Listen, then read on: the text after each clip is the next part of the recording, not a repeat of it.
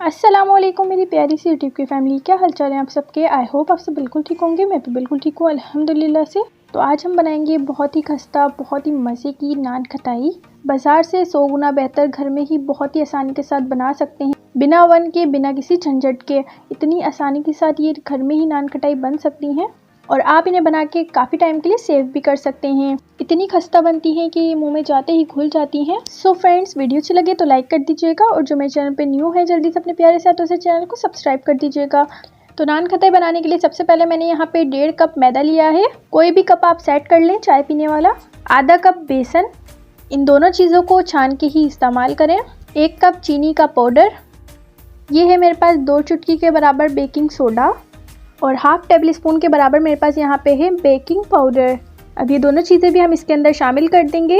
अब इन सारी चीज़ों को बहुत ही अच्छे से मिक्स कर लें।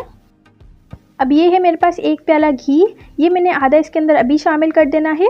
सारे घी को एक बार में ही शामिल नहीं करना, बाद में हम इसे देखेंगे कि इसमें कितनी ज़रूरत है। अभी हमने इसे बहुत ही अच्छे से मिक्स कर लेना है।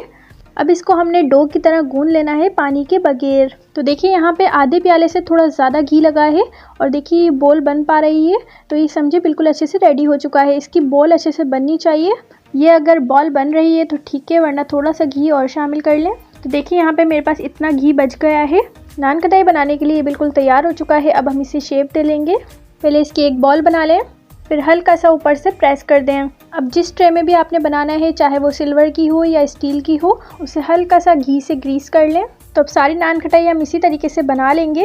पहले इसकी एक बॉल बना लेंगे, फिर ऊपर से हल्का सा प्रेस कर देंगे।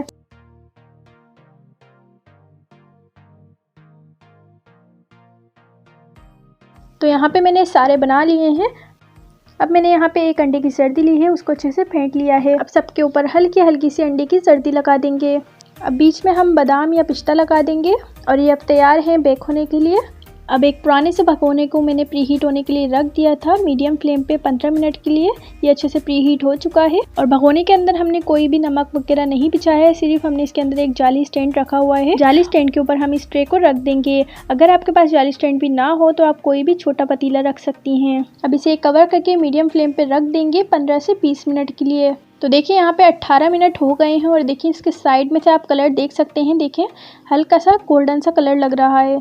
अभी हमने इसको बिल्कुल भी नहीं छेड़ना है, ये अभी सॉफ्ट होते हैं। साइड में से हल्का सा देखिए यहाँ पे गोल्डन नज़र आ रहा है, तो ये समझे बिल्कुल अच्छे से तैयार हो चुकी हैं। इनको हमने अभी बिल्कुल भी नहीं छेड़ना है। अब भगोने में से हमने इसे बाहर निकाल लेना है और इसे 3 से 4 मिनट के लिए ऐसे ही छोड़ देना है। दूसरी ट्रे में मैंने यहाँ पे नान खटाई बना ली है, सेम वैसे ही इसे बेक कर लेंगे। एक उठा के चेक कर लें कि कलर आया है क्या नहीं है। देखिए कितना ज़बरदस्त इसके नीचे कलर आ चुका है, समझें कि बहुत ही अच्छे से तैयार हो चुकी हैं।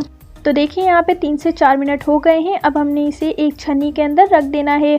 अब हमने इन सबको किसी छन्नी के ऊपर या जाली स्टैंड के ऊपर रख देना है।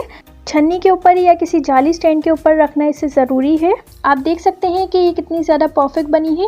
ये खाने में भी बहुत ही मज़े की लगती हैं और बाज़ार से कई गुना बेहतर हम घर में ही बना सकते हैं, बहुत ही आसानी के साथ, बहुत ही कम पैसों में। तो देखिए यहाँ पे सेकंड बैच भी बन के तैयार हो चुका है और ये देखिए कितने कम पैसों में कितनी सारी बन के तैयार हुई हैं। किसी जाली स्टैंड पे आप 5-10 मिनट के लिए इसे लाजमी रखना है और फिर इसे किसी एयर टाइट कंटेनर में भर के सेव कर लें। 1.5-2 महीने तक आराम से खाएं और ये 1.5-2 महीने बाद भी खस्ता ही रहती हैं अगर आप इसे एयर टाइट कंटेनर में रखेंगे तो देखिए आप देख सकते हैं कि कितनी ज़्यादा खस्ता बनी है। सो फ्रेंड्स, वीडियो अच्छी लगी हो तो लाइक कर दीजिएगा और जो मेरे चैनल पे न्यू है जल्दी से अपने प्यारे साथ उसे चैनल को सब्सक्राइब कर दीजिएगा और बेल आइकन ज़रूर प्रेस कर दीजिएगा ताकि मेरी आने वाली वीडियोस का नोटिफिकेशन आपके पास सबसे पहले पहुंच सके। और ज़्यादा से ज़्यादा अपने फ्रेंड्स फैमिली मेम्बर में इस रेसिपी को शेयर कीजिएगा। अब मिलते हैं नेक्स्ट वीडियो में, जब तक के लिए अल्लाह हाफिज़।